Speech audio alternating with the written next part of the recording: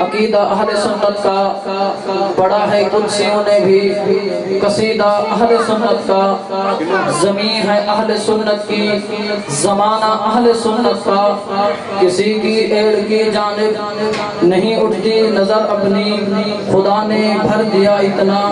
خزانہ اہل سنت کا، اس نے محبوب نے عالم کو سجا رکھا ہے، اس نے محبوب نے عالم کو سجا رکھا ہے، رشتہ مخلوق کا خالق سے ملا رکھا ہے، چاند تارے ہیں جبھی نور نظر کو دیتے، چاند تارے ہیں جبھی نور نظر کو دیتے،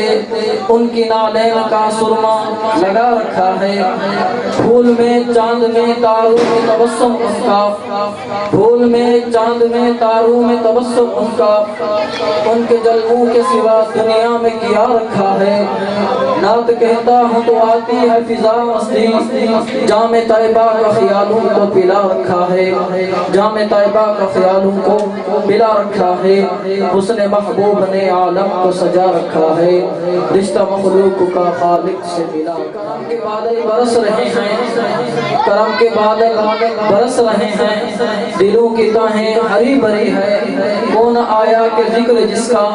نگر نگر ہے گلی گلی ہے، دیے دلوں کے جلائے رکھنا، دیے دلوں کے جلائے رکھنا، نبی کی محفل سجائے رکھنا، جو راحت دل سکون جہاں ہے وہ ذکر ذکر محمدی ہے، جب رسالت اور ختمیت کا تاج آقا نامدار مدنی تاجدار سرکار دو عالم نبی محتشم علیہ السلام کی فرق مبارک پر سجایا گیا تو تمام عالم کی نگاہیں حضور کریم علیہ السلام کی طرف مڑ گئیں، تمام عالم نبی کریم علیہ السلام کو دیکھنے لگا، اب یہ راز کھلا، اب معلوم ہوا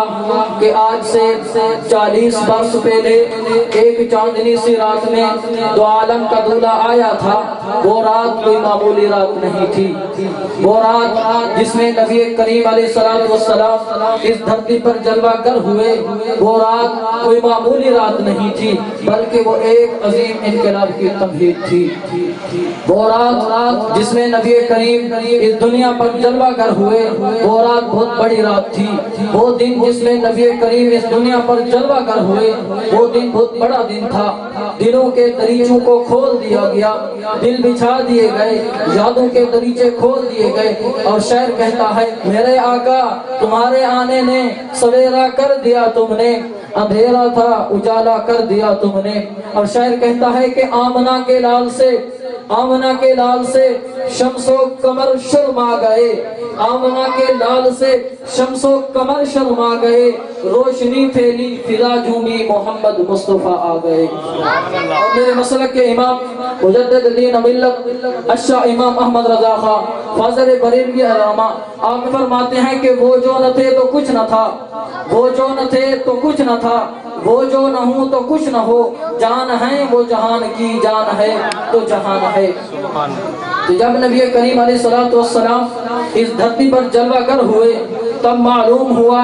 کہ جس رات نبی کریم اس دنیا پر آئے اس رات میں ایک عظیم انقلاب کی تمہید تھی۔ آئیے اللہ تبارک و تعالی نے انسان پر بہت سے انعامات کیے، انسان پر رب ذوالجلال نے بہت سے احسانات کیے، اللہ تعالیٰ نے پھر فرمایا وَإِن تَعُدُّوا نِعْمَةَ اللَّهِ لَا تُحْصُوهَا کہ میں نے تم پر کتنی نعمتیں کی، جس کا مفہوم ہے کہ میں نے تم پر کتنی نعمتیں عطا کی، تمہیں اتنے احسانات تم پر کیے کہ تم ان کو گن نہیں سکو گے، گنتے گنتے تھک جاؤ گے، مگر ان ساری نعمتوں میں سے سارے انعامات میں سے اللہ تبارک و تعالیٰ نے ایک انعام کو جتلایا ہے، راز کیا تھا؟ اب پتہ چلا کہ محبوب کریم علیہ السلام کی ولادت کتنی ہمارے لیے برکت تھی، اللہ تعالیٰ نے انسان کے اوپر بہت سے انعامات کیے، احسان نہیں جتلایا، رب ذوالجلال نے انسان کو چلنے کے لیے پاؤں عطا فرمائے، احسان نہیں جتلایا، پکڑنے کے لیے ہاتھ عطا فرمائے، احسان نہیں جتلایا،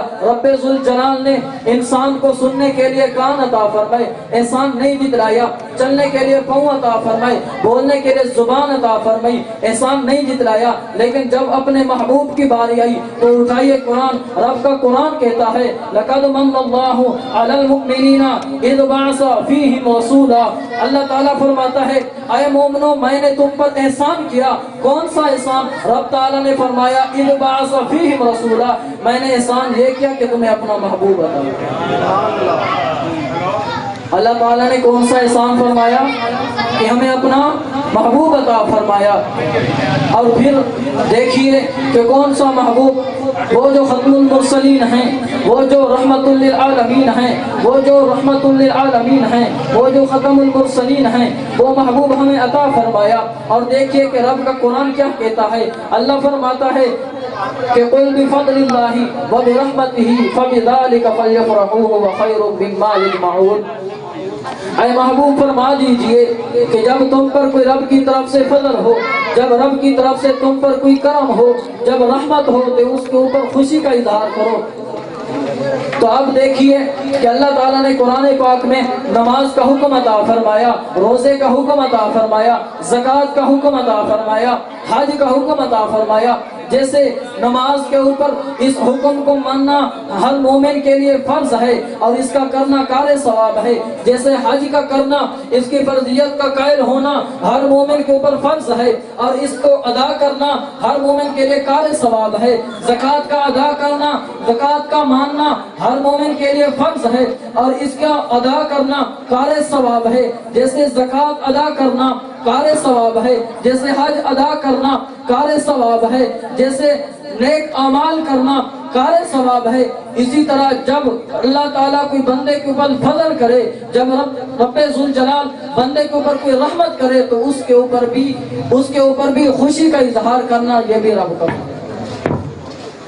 اب دیکھیے ہر کسی کا اپنا اپنا مزاج ہے۔ کسی کو اللہ تعالیٰ نے حلال کا مال عطا فرمایا، اس نے اس سے گاڑی خریدی، اوپر لکھ دیا ھذا من فضل ربی، یہ میرے رب کا فضل ہے۔ کسی کو رب ذوالجلال نے مال عطا کیا، اس نے مکان بنایا، اس نے اوپر لکھ دیا ھذا من فضل ربی۔ کسی کو رب نے بیٹا عطا کیا، اس نے کہا ھذا من فضل ربی۔ کسی کو اللہ تعالیٰ نے جو عطا کیا اس کے اوپر اس نے کہا ھذا من فضل ربی۔ لیکن آئیے دیکھیے قرآن سے پوچھتے ہیں کہ رب کا فضل کیا ہے۔ اٹھائیے 22واں سپارہ، اللہ تعالیٰ ارشاد فرماتا ہے وَبَشِّرِ الْمُؤْمِنِينَ بِأَنَّ لَهُم مِّنَ اللَّهِ فَضْلًا كَبِيرًا، کہ 12 ربیع الاول کے دن ایک فضل نہیں بلکہ فضلاً کبیرہ، سب سے بڑا فضل اس دنیا پر جلوہ گر ہوا۔ تو قرآن کہتا ہے کہ اللہ تعالیٰ کا سب سے بڑا فضل محبوب کریم علیہ السلام کی ذات ہے۔ اور آئیے کہ رحمت کیا ہے؟ تو ارشاد فرمایا وَمَا أَرْسَلْنَاكَ إِلَّا رَحْمَةً لِلْعَالَمِينَ، کہ اللہ تعالیٰ نے 12 ربیع الاول کے دن ایک رحمت نہیں بلکہ رحمتیں برسانے والا محبوب ہمیں عطا فرمایا۔ تو قرآن کریم یہ بھی فرماتا ہے کہ رب کے فضل کے اوپر خوشی کا اظہار کریں، رب کی رحمت کے اوپر خوشی کا اظہار کریں۔ اور دیکھیے کہ رب کا سب سے بڑا فضل بھی محبوب کریم کی ذات ہے اور رب کی سب سے بڑی رحمت بھی محبوب کریم کی ذات ہے۔ اس لیے تو شاعر نے کہا کہ فضل رب العلا، اور کیا چاہیے مل گئے مصطفیٰ، اور کیا چاہیے۔ تمہیں اس نظم کا باقاعدہ آغاز